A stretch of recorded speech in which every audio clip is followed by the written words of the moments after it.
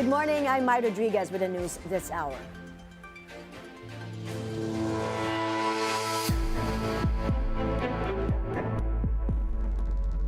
The impeachment trial of Vice President Sara Duterte enters day 13. Former State Auditor Wamil returns for the third time on the witness stand as he faces more questions from senator judges.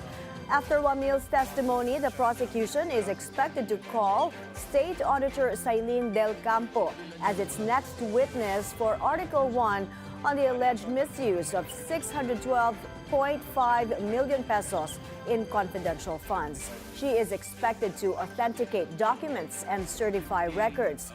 The prosecution argues that repeated documentation gaps and liquidation failures involving OVP and DepEd confidential funds raise questions on whether the money was used for its intended purpose, even citing a presumption of possible conversion for personal benefit.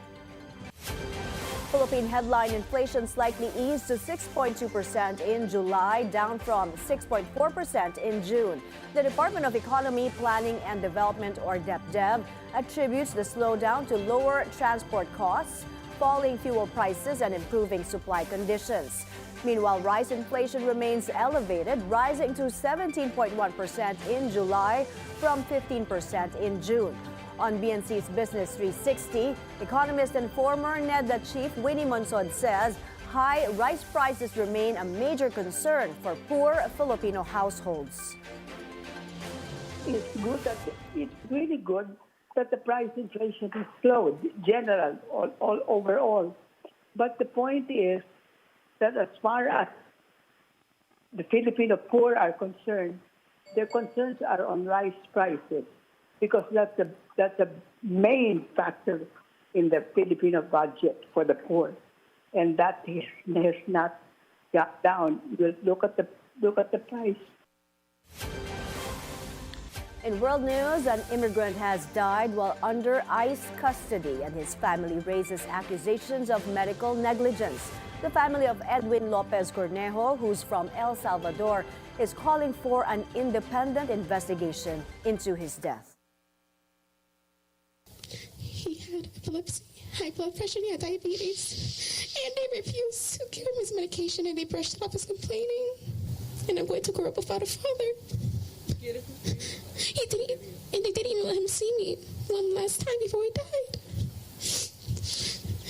We had so many plans, but we never did them because they're just heartless monsters. Shame on all of them. ICE says Lopez Cornejo suffered a medical emergency and received appropriate medical care while in custody.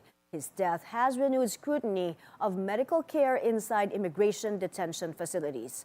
More than 50 people have died in ICE custody since President Donald Trump returned to office in 2025.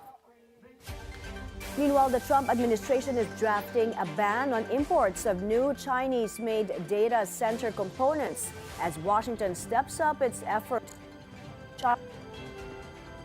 According to a Reuters exclusive, the proposal would target optical transceivers, components that move data inside AI data centers over national security concerns.